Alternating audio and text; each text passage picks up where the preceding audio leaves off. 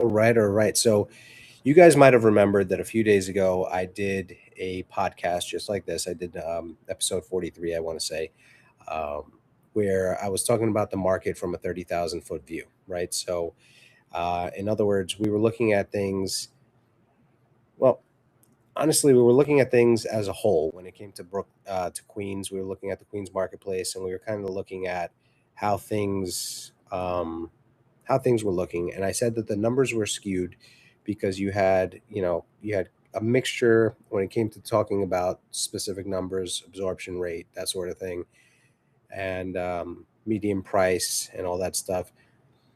A lot of that was kind of impacted by the fact that there was a combination of um, there was a combination of you know co-ops, condos, single family, multifamily. So it was all kind of put together. So it was giving a different number, or where it was just kind of like it just skewed the numbers a bit. So what I wanted to talk about was, now let's go over those numbers in a more structured way, and about the market, specifically about certain types of properties. And this is regarding today. Obviously, I'm going to be doing these, let's say, on a quarterly basis, or even more, on a monthly basis, if that's what people are asking for, right? I try to give you guys what you're asking for and try to answer the questions. Once I get one question from one person, I like to broadcast out the answer, so that way, maybe there's other people that have that question that didn't ask, or other people that don't even know that they have that question. So we're going to go through things a little bit here, and try to arm you guys with the knowledge necessary to help you make some very powerful financial decisions moving forward, right?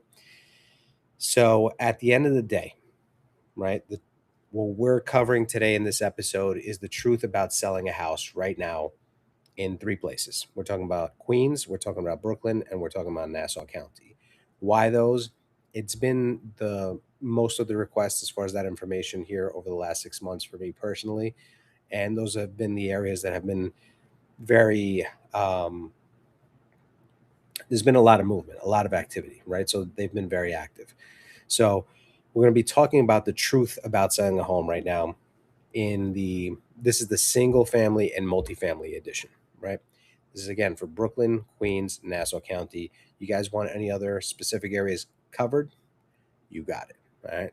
So somebody is going to overprice their home this week, guaranteed, right? And it's going to sit, and it's going to sit and sit. And meanwhile, three streets over, you're going to have a homeowner who priced the home correctly, and they're going to get multiple offers, right? It's just, they'll get those multiple offers in under 2 weeks. It's something that we see happen over and over and over again, right? It's the same market, but they are two different, completely different outcomes, right? And today I'm going to show you exactly why that is. All right. So for those of you that are new here, welcome. For those of you that have watched this before, welcome back to the SYQH Radio podcast, right? Or as I like to call it, SYQH Radio. So I'm David Garcia. I am a real estate agent. I've been licensed and working for over 13 years. Next year will be my 14th, believe it or not. I think I'm saying that to myself more than anything. And I am with Sell Your Queen's Home at Keller Williams Realty Landmark, based out of Bayside, Queens. We also have a sister office in Jackson Heights. We have offices throughout Nassau County. We have them.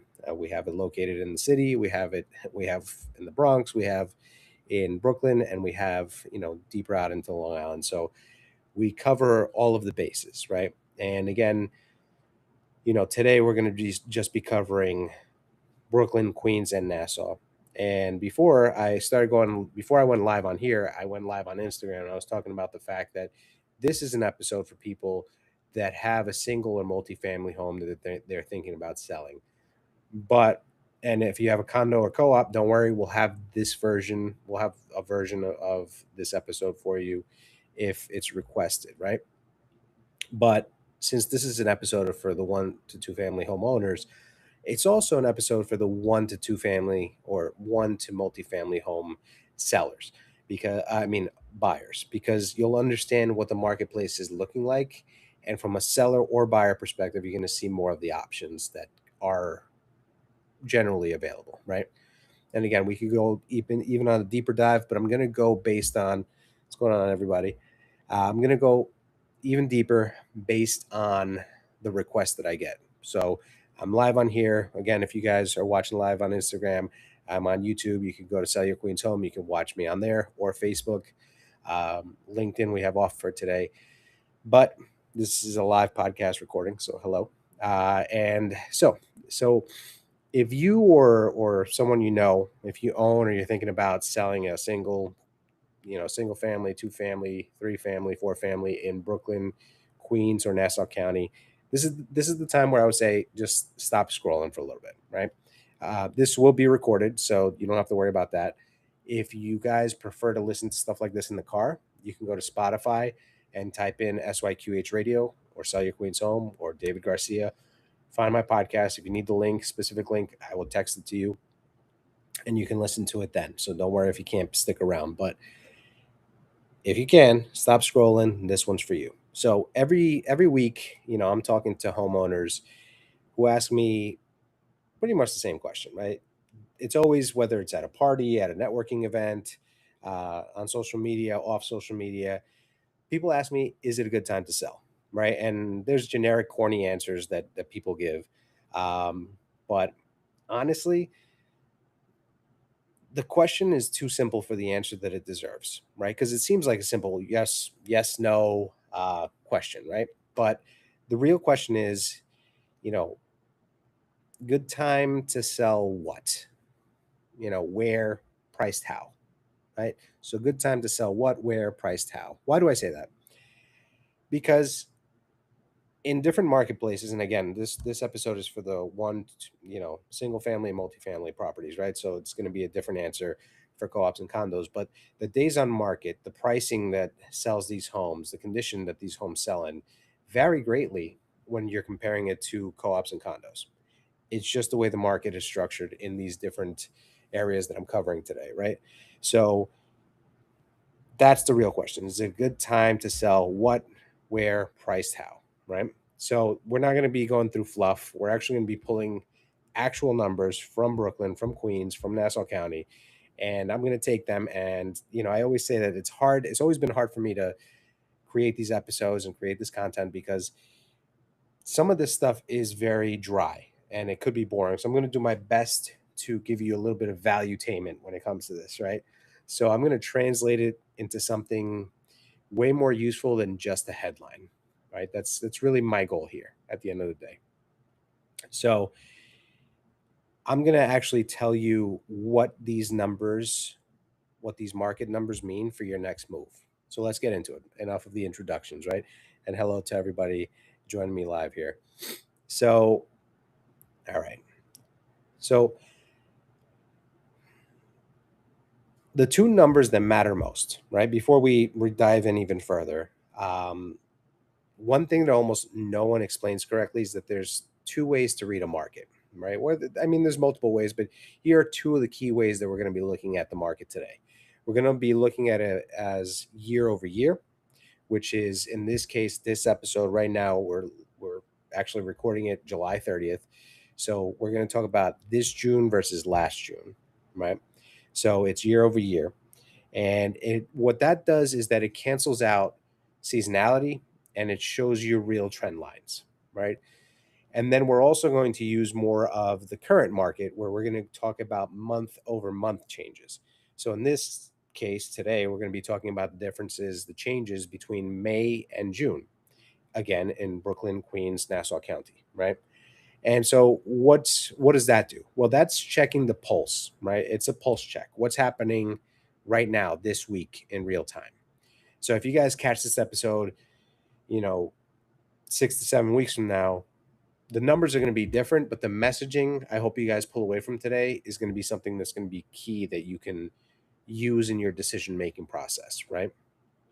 So the year over year tells you where the market has been, and the month over month tells you where it's headed, Basically, it's two ways to read the market, and you need both in order to kind of see the historical trend and where it's kind of headed. Are we at the, towards the bottom of a market? Are we heading in a bit of a downshift? Like what are the changes that are really happening, right?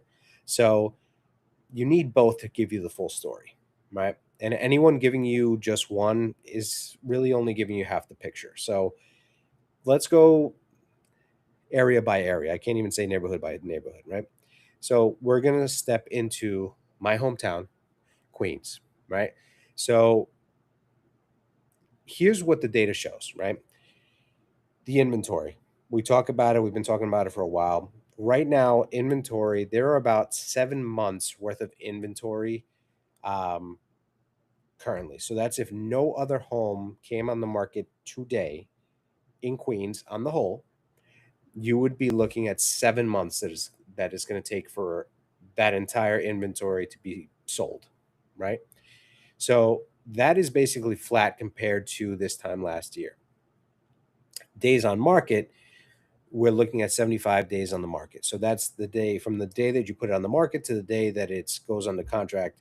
How long is that going to take? I always say that on average, if we're taking away cash deals, a deal in New York, when we're talking about a deal that everything happens perfectly to the nth degree, where all I's are dotted at the beginning, all T's are crossed at the beginning, is the perfect buyer. There are no issues with title, with survey, with attorneys, with communication, with paperwork being filed, with the banks, with lending, with any type of legalities. Everything is beautiful. We're looking at an average of 60 to 90 days to close. So here we're looking at, and that's from the minute that you get under contract. So here with days on market, we're talking about how many days does it take for that process to begin, which is right now on average 75 days. Now I've seen that being very different, and it all depends on pricing, location, condition, marketing strategy. It could be faster than that. It could be, it could be longer than that, but this is the average days on market, right?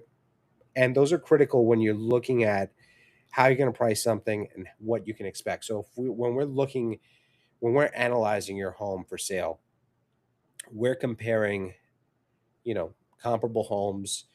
We're comparing comparable prices. We're trying to come to a way to strategically place your home on the market so that it gets you the money that you need in the time frame that you need it, right?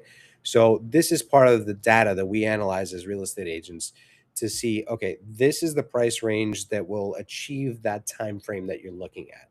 I actually had this conversation 2 days ago with one of my sellers that were about to put their properties on the market, and each property has different days on market, right? And it depends on the condition, it depends on property type, it depends on number of bedrooms, does it have a garage? Does it have a backyard? Um, how easy is it to get to, and pricing and such. So keep these numbers in mind as we move along, right? A big number that I want to go over is the sales to list ratio. So homes are closing at 97.8% of asking price, which means if you were to, just for easy math here, if you were to put a home for $1 million right now on the market, you would get approximately $978,000 for it. Or if you were to put a $100,000 home on the market, which we know doesn't exist, but you would get $97,800 out of it. So in other words, you're still getting a good amount, but the days of chasing those high numbers are beyond, are days of the past, right? You could get above ask again, but you would have to really price it strategically to do that, right? So here's the headline that's underneath the headline, right? So based on those numbers, this is not a weak market. This is more of, we could even call it a disciplined market, right? Because buyers, they're not disappearing. They're done overpaying, which if you guys remember years ago, and when interest rates were lower, when the economy was different, a lot of different variables. People were lining up and paying a lot of money over asking, right? In different areas of Queens, Brooklyn, Long Island, and now they have more to look at, and they're being more patient, right? So that all plays into how you as a seller are going to strategize. That's why we always emphasize the word strategy when it comes to marketing or pricing property, because it all plays into how's the market, what's the market, what has the market done for me lately. We're looking at that, right? So if you're selling a home in Queens, the homes flying off the market, they all have one thing in common. They were priced right from day one. It's paramount, right? So no, let's start high and see what happens. We're talking about pricing right from the jump, right? Because in this market, your first 2 weeks of listing are the absolute most important 2 weeks you'll have, right? Because you're not only looking at increased inventory that you're competing with, because if you think about it, now that more homes are coming on the market, although not enough to satisfy demand, they're coming on the market. Hello, hello. Um, Now that more homes are coming on the market, that means the buyers have more to choose from. Now, it's not an exorbitant amount, but you have 2 weeks to make an impression, right? Because every day you have buyers that are on Zillow, on Redfin, on Realtor.com, on Dave's personally favorite website, SellYourQueensHome.com, which you can search for homes in Queens, Brooklyn, Long Island, and around the world, domestically, in New York, across the country. Shameless plug. But you could be on any of these websites at 1, 2, 3, 4 o'clock in the morning, right? And it's just like scrolling through Netflix or scrolling through, Instagram or your favorite social media, where you see the same thing over and over again, and you just get tired of it. Nothing, it's not standing out. But when you see a home that's well priced, it stands out. And it's in the first 2 weeks that's where you have the maximum attention and maximum opportunity to really make a dent when it comes to selling your home, right? So if you're buying in Queens, you have room to negotiate that you didn't have in 2021 or 2022. But don't mistake this whole balanced market for slowing down, right? Because the good ones, at the end of the day, the ones that people love and adore and think the world of, these homes that are priced right, that are marketed right, that are in great condition, um, the good ones are moving. They're still moving fast, so you got to be ready to move with them, right? Not the whole wait and see and try to time the market. Timing the market never works. But as a seller, the timing part of it is you have to use the first 2 weeks as that, wham, attention grabbing moment, right? So now let's fly over to Brooklyn, right? So we were just talking about Queens. Let's fly right over to Brooklyn. Let's talk about it. Let's talk about how they're doing.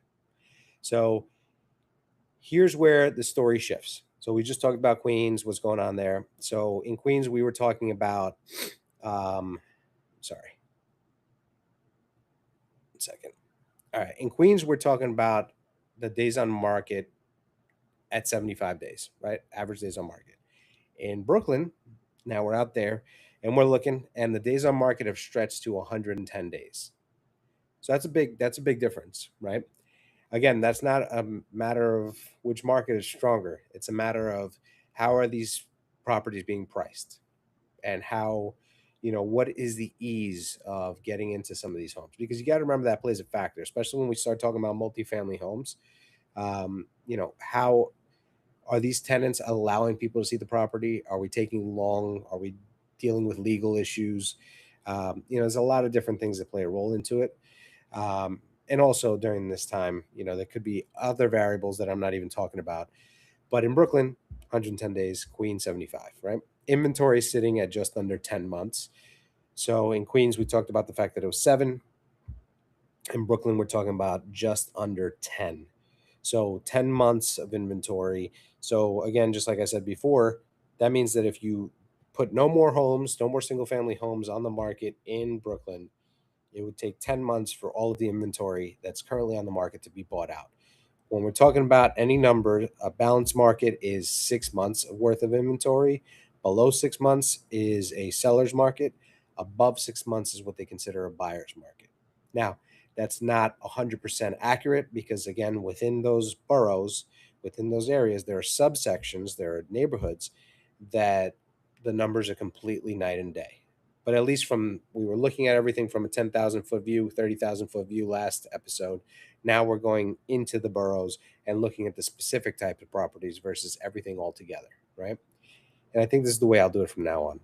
So in Queens, we were talking about sellers getting 97.8% of listing price. In Brooklyn, you would think that since homes are taking longer, they're getting less for their listings, but really not that much different. In Brooklyn, they're getting 97.3% of list price. So again, to give you that scenario, if the home was $100,000, you'd be expecting to get $97,300. If the home was $1 million, you'd be expecting to get approximately $973,000. Let's just to make the math easy, right? So that part hasn't changed much. So again, that 110-day mark, that's buyers telling you a story as a seller. They're not desperate. It comes back to that whole thing where they're being more deliberate. They're being where they're much more, well, they have more to choose from, and they understand that the longer a home is on the market, the more that there's a chance that they can negotiate, right? So that's what they're looking at. We're looking at savvy buyers that are waiting for their opportunity. So bottom line is, if you're selling in Brooklyn, this is a market where presentation wins, right? Like when we talk about presentation, I'm talking about from a marketing standpoint, from an online standpoint, from a digital standpoint. Professional photos, they're not an option. So that agent that comes to you and they have a iPhone 5 and they're taking their own pictures, forget about it. If there's somebody that has more of the skill where you can see a portfolio, see evidence of what they've done, because you can do a lot of magic with certain things, certain ways that agents work. But the aspect of professional photography, professional videography, in many cases the virtual tour, but not a slideshow virtual tour, an actual walkthrough. There are things that they're not optional anymore, right? And a professional presentation is absolutely not an option. You can't have the craptastic marketing that I've seen in the past. You can't have the bathroom. Excuse me. You can't have the bathroom selfie with the agent in the mirror with the flash on and the toilet bowl open. You really have to have your home presented at a high level in order to stand out from others that might have their listing pictures upside down or from a phone versus professional photography that's hired, right? So again, neither one is a real marketing plan because buyers have choices now. And like I said, they're looking online late at night, a house that has, you know, that has the right marketing, the right presentation online, it stands out. Trust me, it stands out. You guys know it. You guys know which homes have been, they have nice pictures. The pictures are done well so that the lighting really shows the expansive nature of your home. It shows the features, it makes things stand out, makes certain things pop. You need that. That's not an option, right? So because buyers have more options to choose from, it means that they have comparisons. So they can compare more and more. And trust me, yours can stand out if you present it well, right? Give them a reason to choose you out of all these homes that are there. And give them a reason to choose you within those first 2 weeks that your home is on the market. I'm not saying give away your home. I'm talking about when you come ready to sell, you come ready to sell. You come well presented, you come well priced, well marketed, and you hit the home run that you're looking to hit. That also deals with choosing the right agent, right? So, on the other hand, let's say you're buying in Brooklyn. This is your window, right? So, if you're a buyer, the homes that have been sitting a while, that's leverage. Use it. Doesn't mean they're giving the house away for free. Doesn't mean you're going to get a spectacular deal, but there are certain things that you can possibly ask for. There are some times that they have their home on the market not because the dollar amount hasn't been hit. And I want this to ring true because sometimes I don't think that this is harped on enough. There's a lot of times where the home is sitting on the market, not because the seller's not getting the offer that they want, but because they're not getting the terms that they need. What do you mean, Dave? That makes no sense. I'm glad you asked. So some sellers will get 7 offers that are pretty much identical, right? Let's go even with 3 offers that are identical. They're willing to take numerically any of the 3. But let's give an example where there's a seller that needs to find a home before they can sell. As a buyer, that means that you would actually have to wait until they purchase another property or they go under contract on another property before you are able to close on this seller's home. Now, this scenario, why am I talking about it? Because just because the home was on the market, let's say for 120 days, which is longer than the days on market average in Brooklyn right now, and you speak to their agent and you find out that they have had offers that have fallen apart, they accept your offer numerically. Let's say they're good with the number, but they need the flexibility. They need an extra week in the house post closing. They need to be able to rent it out for 3 months. They need to, meaning they need to stay 3 months in their house because they're waiting for a renovation in their new home. Maybe they bought it already. Maybe they have to wait until um, so and so comes back from the army so they can all move together. I don't know, just different scenarios where they need specific time frames. And if you have the flexibility as a buyer, your offer may beat out other people just because you have that flexibility. So pop anything else into that scenario that a seller might need. They might need, um, they might tell you, they might list their home now, and we're talking about June or July, and they may say, I'm selling the house. I love the offer you gave us, but I need to sell. I need to close in November. I need to move in November. If you have the flexibility to be able to purchase the home and allow that to happen, or at least to be in contract and ride it out till then, you're going to be able to beat out other buyers who don't have that flexibility, who need to move tomorrow, right? So use that leverage of the days on market, but also dig in to what the reasoning is that this home's been sitting on the market, because you can tell sometimes there's homes that have issues with their with the structure. There's some that have issues legally, or with something with a permit, or it's something where there's a tenant or family or legalities. But when we're talking about time frames and certain things that you can give a little to get a little, look into it.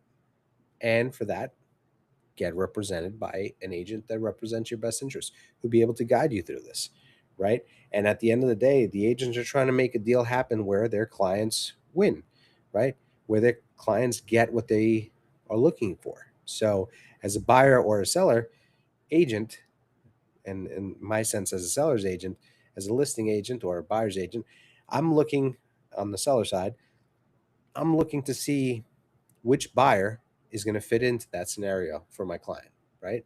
So keep that in mind. Now let's float out. Let's go out to Nassau County, ladies and gentlemen. Hello, hello, welcome.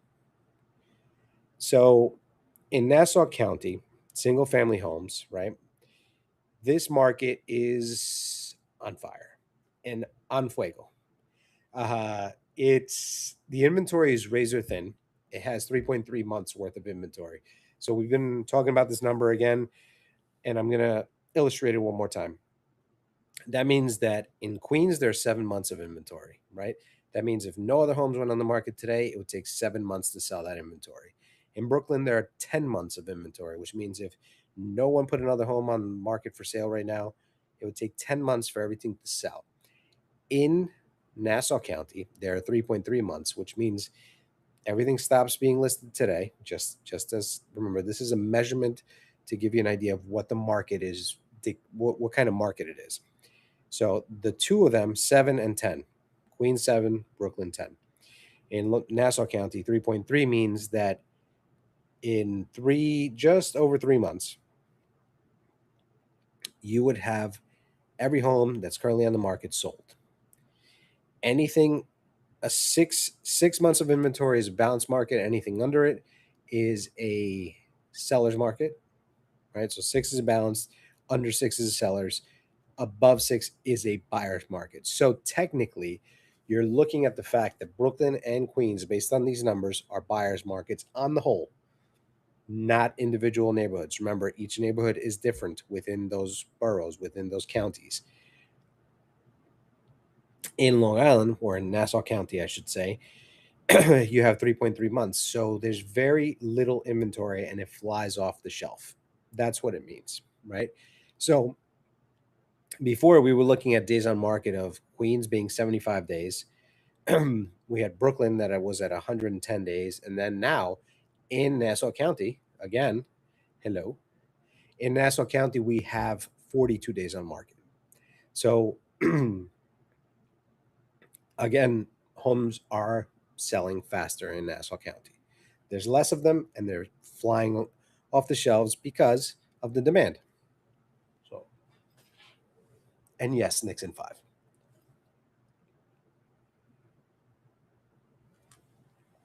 All right. So, with all this said, right, we just went over the markets for single family homes, right? My favorite stat in this entire report is that homes are selling for, remember, in Queens, 97.8% of asking price. In Brooklyn, 97.3% of asking price. And here, if I could do a little drum roll, I would. In Nassau County, homes are selling for 101.6% of asking price. That means that they've been above asking price, which to me means not only is the market hot, but homes are being priced at a level that encourages competition, which then brings those home prices, those sale prices above the asking prices. All right. 101.6. I'm not talking about on your FM dial. This is of you getting more than your asking price. So you're getting 1.6% more than your asking price. All right. That's nuts, right? That means that a Nassau seller is literally getting paid more than they asked for, right? So if you are selling your home in Nassau, if you're preparing to, if you're thinking about it, prepare your home correctly and buyers will compete for your home right now. That's just the way that marketplace is playing out, right? So this is the market. This is the market that real estate dream of. We literally dream of this type of marketplace.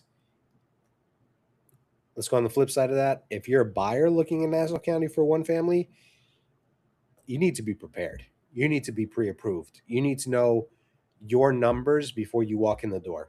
You need to know what you qualify for and what is the absolute max that you qualify for and what will that cost you monthly, and do you have anybody else that can help potentially put more of a down payment or more money over ask, right? But again, this is where I encourage you to have an agent that is helping you, that is guiding you and helping you make the right decision, not based just on the marketplace, but on your wants, needs, and what could be best for you at the end of the day. I've always talked about in plenty of my videos before about how I've never had a problem being able to tell a buyer or seller, don't make this move. It doesn't make sense. It's not right for you. Whether they listen to me or not, that's another thing. Most have, luckily, but I'm not afraid to tell them not to make a move. So sometimes I've guided people in multiple offer situations like this. You're not ready for one of these. You're not looking to make this offer and counter anybody else. This home is not your dream home. It's not worth making this move, right? I don't mind doing that. So make sure you have somebody you trust. So, and also, I say all this not to scare you into action. No, not. I just know what happens when you hesitate. Hesitation in a market like that, it costs you the house, period, and end of story. You can tell me you want to shop. Oh, yeah, I definitely qualify for a mortgage, and you don't get it. And you call your favorite lender that day and they're on vacation or they couldn't get it to you as fast as you know as possible. You didn't have that inspector or that you didn't have that inspector ready to go. If you're not prepared, if you don't have the team in place, you're going to lose. So please be prepared in that type of marketplace. Now let's shift gears. Let's go off of the one family situation, because multifamily buyers think nothing like single family buyers, right? They're not just picturing where the couch goes. They're running numbers. Um, Now, not every multifamily buyer is an investor. So I'm not talking about just their ROI numbers. I'm talking about my mortgage is X, the unit upstairs and the other unit can get me Y and Z, which means that I would only have to pay this much in mortgage, which means that I'd be able to pay my house off in X, right? So they have to crunch those numbers. They're thinking, like I said, income, they're thinking expenses, they're thinking cash flow, they're thinking rental demand. Just because you have the most beautiful two-family home in whatever area doesn't mean anything if no one is renting and if no one is looking for a two-family, right? Or to live in one of those. So they're looking at long-term appreciation. So it's a different buyer psychology. So we're going to look at the data through that lens, right? Because I told you this was going to be like last time we were talking about all of, we were talking about Queens, we were talking about real estate from an above a 30,000-foot view where we were pooling all the numbers together: co-op, condo, one family, two family, three family, etc. And as I was doing the episode, I realized, and after I talked to some people, that they wanted more of their specific type of property. And what made sense to me, I said it earlier, is one families and two families. Or one family and multifamily. Let's talk about that together, because that's residential. That's, that's buyers there are usually interchangeable, right? Sometimes a one family buyer will switch gears and buy a two family. Sometimes a two family buyer will switch gears and buy a one family. Usually those two, they don't usually go and say, let me buy a co-op or a condo instead, right? Sometimes that does happen, but it's not as prevalent, right? Sometimes because of the cost of things, it becomes prevalent, like, oh wow, I can't afford that, so this I can do this. So I'm not counting that. But those that are actually, they can afford to buy a single family or two family, they don't just go, never mind, let me go into the condo or co-op route. So I'm going to go those separately. So I digress. Back to multifamily, and we're going to start back in Queens. So we're going to go back in order. All right. So Queens remains one of the strongest multifamily markets out of all the ones we're talking about, right? Inventory wise, the numbers are very similar to their single family numbers. Inventory in Queens, we have 8.7 months of inventory. Days on market are 78 days. And if you guys remember, for single family, it was 7 months. And for days on market, it was 75, right? So the numbers are very close. Sales price, so percentage list the sales price was 97.8% of asking price. When it comes to multifamily in Queens, we're looking at 96.9% of asking price. So if the house was $1 million, you would get $969,000 as the expectation. Or if it was 100,000, you'd be getting $96,900. Basically, that's how to kind of take this, so get the takeaway and understand this real quick, right? So those are the numbers. Again, not very different than the one family side of things, right? So as a seller of a multifamily in Queens, if you want top dollar, you have to come prepared. And I really mean this. When you're selling a multifamily home in Queens, um, you have to have just make it easier on yourself. Cross your T's, dot your I's, right? You want the rent roll. You want to have that ready. You want to have proof of rental payments, right? You want expense history, right? People are going to be asking you for this. You want clean documentation. So whatever COs, whatever permits you have, whatever you've done that you have some kind of paperwork for, save it.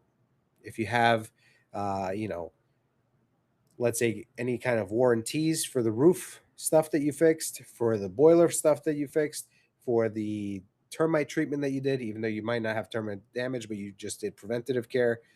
All of those things have um, warranties, and they also have proof of you taking care of the home throughout its use. So that's good to have when it comes to selling a property like this, right? The more organized your numbers, the stronger your negotiating position, right? Because you show value to the buyers. Now, for the buyers, This is still one of the smartest long-term plays in New York real estate, looking for a multifamily home, especially if you're an owner occupant or if you want to live in the home as well. One, where you want tenants to help you pay your mortgage down, right? That's how you sometimes some buyers that have been looking for a single family home, they may not qualify. Like they'll qualify for X amount, but then they'll realize that where they want the house, the type of house that they wanted, is not going to be available for that pricing. So what they end up doing is they'll talk to their lender, they'll talk to their agent, and realize that they can actually afford a two family or a three family or multifamily in the area that they wanted, similar to the one family home that they wanted. And now they qualify for it because the banks take into consideration the rent that would be coming in from the tenant in the other unit. So sometimes that is another reason that there's that trade off between single family buyers that go over to multifamily. So now we went over the Queens numbers. Let's float over to Brooklyn. We're going back to Brooklyn. Brooklyn's telling a different story, right? So what do I mean by that? Let me take a sip of water.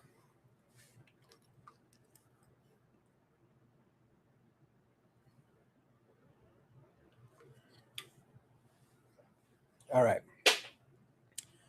So in Brooklyn, you have where the inventory of multifamily homes has climbed to roughly 13 months, right?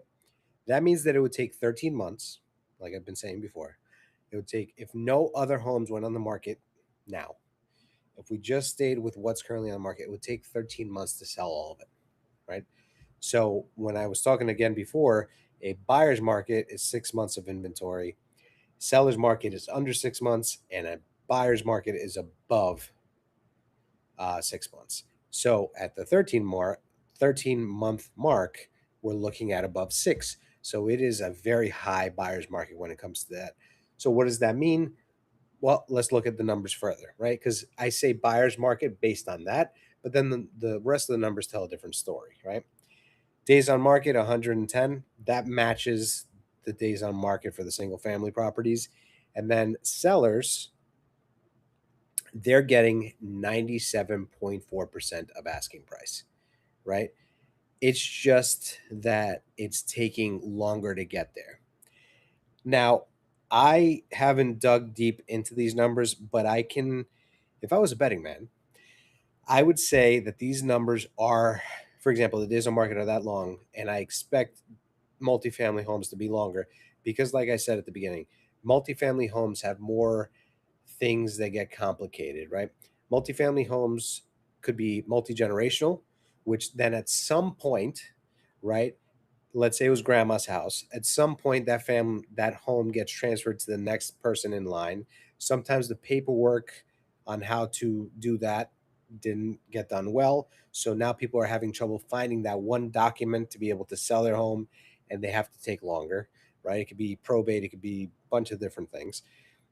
There's we've dealt with issues of divorce, which just the process of the back and forth elongated the days on market. Sometimes it's tenant issues where tenants may not be cooperative. So then you have to go the legal route. That also causes things. Sometimes the tenant will be cooperative, but they still have to find a place. So it kind of holds up the process. And then there's other things, specific certificates of occupancy. There's situations where you need to get an expediter to get certain permits or to get certain things that were done at some point to be reversed. Things with like electricians. There's just so many different variables, but a lot of times with the multifamily, the wrench that's in this transaction would be the tenants. Usually, it's something involving them. It could even be when I talk about multi-generational living, it could be that your entire family lives here, right? So when you're selling, you're displacing everybody. So now everybody's got to find a place to go um, after closing. So that sometimes holds things up. And then the buyers have to deal with that. And that's where being a buyer and looking at this, there's opportunity there. And I'm not saying of taking advantage, but being able to secure a property versus struggling to find a property. So we're gonna go and let's What is that telling us about sellers in Brooklyn of multifamily? What is that telling us about sellers of multifamily properties in Brooklyn? So it's not saying it's a bad market. I know the numbers seem to jump out at you versus the rest of the numbers that we've been talking about, but it's a market with options, which means you have to be the obvious choice. So you have to have everything organized. You need to do your best to make the home stand out as to the highest level possible when it comes to marketing, when it comes to scheduling showings, availability of the different units, getting creative in how to present those units. Because I know that different tenants have different times where they're working or where they're not. We have creative solutions to things like that, where we bring in technology to help with making the showing process that much smoother, right? Hit me up for that one. That there's a little one that I like to a little trick that we like to do. Nothing crazy, but it is really fun. Excuse me. So you have to be, as the seller, you need to make sure that you have the right agent in place, the one somebody that you really trust that can guide you through this, because we as agents, we really show our value when we're navigating paths that are uncertain, markets that are different than others, and have strategies that we can utilize, that we can dig into based on experience and based on our know-how, right? So this is somewhere where I would definitely reach out to a professional and see what they would specify for my particular situation. How can we solve your problems, right? Um, from a buyer's perspective, if you've been sitting on the sidelines thinking about investing or thinking about, should I buy a multifamily? Should I buy a one family? I can't really buy a one family that I want in the area that I want. I haven't asked about a multifamily. Ask your lender, run the numbers. How much is that going to be monthly? How much can you expect a tenant to pay monthly? How long will it take to find a tenant so that you know how long you have to carry that cost? Um, because, you know, if you've been sitting on the sidelines in Brooklyn for a multifamily home, this might be the best buying window that Brooklyn has offered in years. So, again, this is looking at Brooklyn as a whole. I understand that there are neighborhoods that you put a multifamily home and before you even put the yard sign in the front yard, it's gone. But on the whole, you're looking at 110 days and you're looking at, what was it? Still 97.3%, 96.9% of the price. So I'm sorry, 97.4% of the asking price. So I mean, really, it's an opportunity that's there for buyers, and again, like I said, not everywhere in Brooklyn, but wherever that opportunity is, you need to jump on it. And if you don't know where that is, ask your agent. Give them the parameters that we just talked about to find you that deal, right? Now let's fly over. It's like I want to sing, "Fly me to the moon." Fly me over to Nassau County. All right. So the Nassau County multifamily numbers, the multifamily market in Nassau County remains genuinely healthy, right? So inventory is at 4.6 months, which is skewing towards a seller's market. The days on market is approximately 70 days. So that's more along the lines of a normal time frame, right? Sales price or list the sales price, 98.7% of asking price is what's selling in Nassau County. And what these numbers mean for a seller is that demand is strong, especially from the buyers that want to be owner occupants. So the buyers that want to live in one of the units and rent out the rest. That's where the demand is the strongest. Um, and as long as you price your home right, you have that professional presentation, um, you have availability to show, so you can actually show the property. As long as you have all those things in line, you'll be be able to do well selling your property, your multifamily home. Now, on the buyer side, yeah, definitely there's competition, but the inventory here is healthier than most buyers assume, right? So don't count yourself out before you even look, right? And I say that with all the numbers and across selling and buying, because like I said before, yes, we took a 30,000 foot view last time.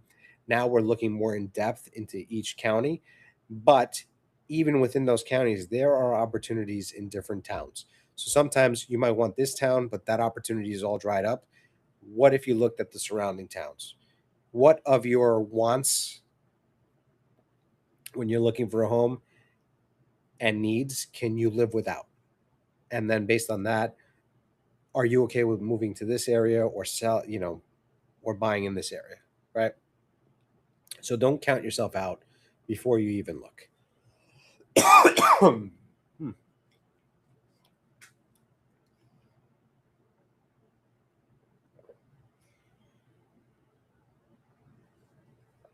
All right. Pardon me. So, big picture. Let's step back for 1 second. If you were listening closely throughout the entire process, right, you notice something important, right?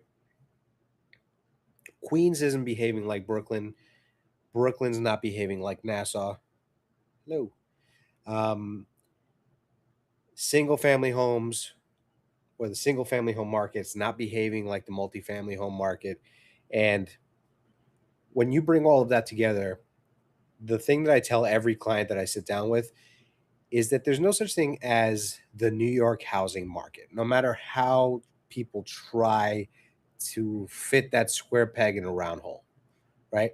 There are hundreds of micro markets within New York, within the five boroughs. It's everything is unique, just like all of us that live here, right? And your specific area where you're looking to move, where you're looking to sell, that micro market has its own personality, right? So anyone that's giving you a national headline and calling it advice, and even if you're looking at it from a state or citywide level, it's not really giving you advice at all, right? Because it really comes down to micro markets, to hyper local information, market activity, and you really have to understand it, right? And I've done my best to try to analyze it for each specific seller and then not only explain to them what it means, but what does it mean to their particular situation? What do these days on market impact as you tell me that you need to move tomorrow? Does what does that mean as far as the price, right? Um, or you need X amount of dollars out of the sale. What does that mean and how long it's going to take to get there, right? So there are five things that every seller needs to know right now, right? If you take nothing else from this episode, just stay with me and take these five, right?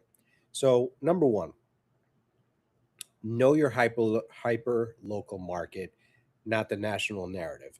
You do that by getting your favorite real estate agent who is specializing in knowing that hyper local market, in researching that hyper local market, in deciphering that hyper local market, right? Number two, know your real competition. So I know that sellers don't normally think of other properties on the market as competition, but they are, right? You guys know it when you were looking for your home, you were looking at, let's say, single family homes in Woodside or Sunnyside or Bayside, and you decided, hey, and you decided that, it would be okay to live on the other side of Queens Boulevard instead of the south side of Queens Boulevard. You made decisions based on the value, the perceived value from the home that you were getting, right? From the amenities that you thought you were going to get. And there was some give and take. So from a seller's perspective, you have to understand that those other options, that's your competition. So if you're going to stand out, you need to do it in the first couple weeks, right? Because buyers are cross shopping. They're comparing your home against something else right now. They have their website open. They might be checking out Netflix, but they got their phone open. They're saving properties. They're looking at how many people saved the property. They're looking at the different pictures. They're looking at, sometimes they're creating storylines in their own head based on the shows that they watch. Sometimes they watch reality TV for real estate shows, and they're like, what are they trying to hide since they didn't take a picture of this? Right. So your competition are the other homes on the market. So know them and understand how to counter them. Three, know your pricing strategy. Price creates traffic, both online and in person. Traffic, guess what? That creates offers. So that's an order that never changes. So we want traffic to create offers. That's the goal, and you do that with price. That's one of the things that you use, right? Number four, know your actual numbers, not just sales price. You need to know your estimated net proceeds, which is why we always give what we call a seller net sheet, right? Which will give you a breakdown of how much you're looking to sell the property for, what the other fees would be associated with it, minus all that, right? Minus how much you have left on your mortgage, and then what your walkaway dollar is going to be. What are you going to net once everything is said and done? And having that estimate is so valuable because what it allows us to do right from the beginning is to understand what is realistic, what is not, what is a pipe dream, what is pie in the sky, what is obtainable, and then based on what's obtainable, what opportunities does that do though does yeah what opportunities does that number provide you with, right? So you want to know the actual numbers, not just, you know, the price, and that's pretty much it, right? You want to know what that price means for you. So that's that. Number five is you have a plan before you list. You know, it's I mean, that one's so critical, but I think that that plan stems from setting expectations from day one, because you know I think that setting expectations to me is my version of creating that plan or showing you what that plan is, right? So that's going to allow you to know what to expect, what happens next, where are you moving to next, what steps do you have to take as a seller in order to make this sale happen, what type of research as an agent do I need to do in order to find you where to go? Do I need to speak to one of our preferred partners across the country, one of our agents that, referral agents that specialize in specific areas? Like, are you looking to move to Boynton Beach or to Raleigh, North Carolina, or to San Antonio, or to Los Angeles, or to Arizona, Peoria, Glendale? Are you looking to move to Dallas? Are you looking to move to Vermont, Connecticut, Boston? Where are you? Where's the next step? So that plan we have to have. Do you need to move closer to family? Do you need to downsize? What's the time frame? Um, and in that plan, the net sheet that we just talked about, that fits in right away, right? So that's that's where we're at. So I gave you the five. Hopefully you guys have that. You use that to interpret all of these different numbers that I'm going to continue to give you guys. If you want numbers specifically in an area, you guys let me know, and I will make that one of the videos that I shoot for sure. So I think that this is a format that is very doable for me, especially because it's been requested. So if you're one of the people that had requested some info from this, you can expect me to email this over to you as well if you didn't catch the live broadcast. But we're creating more, and we're creating more series to try to help you really understand the market and come from a local level, because you can tell I'm not at Fox or CNN headquarters, right? I'm not at Channel 11. I'm not any of these places. I'm on the ground. I'm at Keller Williams Realty Landmark. I am constantly scouring for opportunities for my clients, whether they're selling, whether they're buying, whether they refer people to me. So I think this is valuable information that you guys need, and something where understanding it really empowers you. I think the knowledge really is power, but only the implementation of it, right? So hopefully we gave you some value. Hopefully you understand a little bit more about what the market is doing. Again, I'm going to do these more often. If you guys want me to do it monthly, comment monthly below. If you think quarterly is enough, comment quarterly. But I want to, if there's more numbers you want to know, I'll dig deeper into them. But I think that this is a good knowledge base to go from. Maybe more advice. There's going to be more different episodes where I'll be interviewing some people. I have some plans about that. And then, this this episode continues the well, I guess I'll call it the SYQH market series, where we've been going through what's been going on really here in New York, in the five boroughs. But mostly we've been from, like I said at the beginning, we've been talking to a lot of people that are asking us about Queens, Brooklyn, Nassau County. So we broke it down to now single family, multifamily. Next episode will be the condo and co-op market.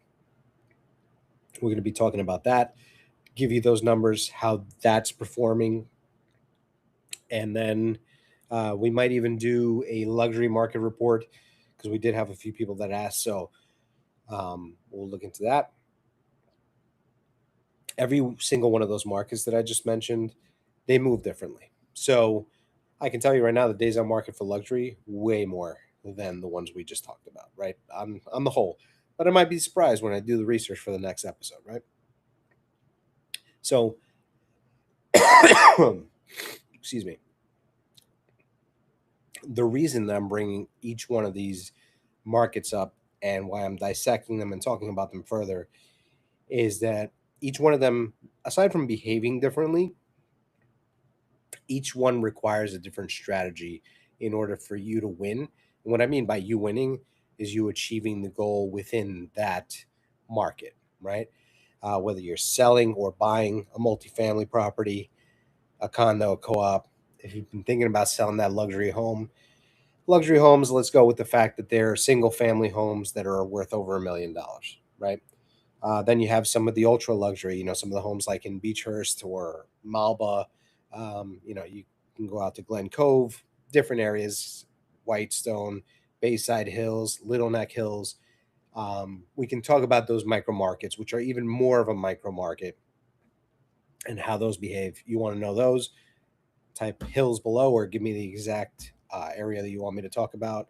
So we're going to go through these market reports. Again, I'm going to try to make it as useful and as interesting as I possibly can, because numbers can drag a little bit, but I want to attach the numbers to the outcome that you want. I want to tell you the story that the numbers are telling me, right? So what I really would like you to walk away with today is the simple fact that the market isn't crashing. The world is not falling apart. The sky's not falling down the way that a lot of people try to make it out to be, right? The market isn't booming either on the grand scale, right? Um, the market is getting smarter and buyers are getting sharper. And I've been saying that for quite some time. The information, the age of, see, before I was an agent, they said that the MLS, or where homes were listed, used to be a book that was delivered to a broker, and then everybody got to look at that book, right? So we were kind of the gatekeepers of what information was out there. Then it came to us having listings in the office. Then once I was an agent, that was gone. It was all online. Everything has been on the websites that you guys go to every single day. And again, if you guys haven't visited my website, my favorite website, SellYourQueensHome.com, where you could shop for homes, look for your, what your monthly mortgage calculator would be. You can see we have a monthly mortgage calculator. You have your home valuation tool, so you can ask for the value of your home on there. We have where you could shop domestically and internationally. So whether you're looking here or you're, looking to move somewhere else, we have that capability there. There's been a lot of sellers that I've helped where I'll give them a monthly market report on what's going on in their marketplace. And along with that, I provide a monthly market report of where they've been wanting to go. So I earlier I mentioned Boynton Beach, but to Miami, to San Antonio, to wherever you're looking to move, we can give you a monthly report or a biweekly report on the properties that are available there, and then connect you with an agent that's boots on the ground in that area that can help you shop, right? So that's that. The buyers here, they're getting smarter. The market's getting smarter. Buyers are sharper. So at the end of the day, sellers who prepare, who price with intention, who market like it matters, they're still winning, regardless of what the numbers sounded like, right? Right now, they are winning. The ones that are prepped right, the ones that are listening to professional advice, right? So if you're wondering what your home can sell for, or what these numbers mean for your specific block, your specific building, your specific neighborhood, let's chat. Comment, chat, or DM me today, or text me at 917-982-8899. You can also call me there. I'm not allergic to phone calls. But I'll walk you through a strategy built for your property, a strategy that is built for your success, and a strategy that's not built for headlines, right? So I hope you got something out of this. If you know somebody that could benefit from even a small, tiny sliver from this episode on YouTube, clip the little, portion of the show that you thought was most useful. Send it over to them, or send them the link. Text it to them. Really, I appreciate your time, your patience with me sharing this, and just thank you. Thank you for tuning in to another episode of SYQH Radio. And again, if you forgot, but I want to remind you one more time, I'm David Garcia with Sell Your Queen's Home at Keller Williams Realty Landmark. I'm always here, always for you guys, always helping you to stay informed, to stay strategic, and I'll catch you on the next one. See you guys.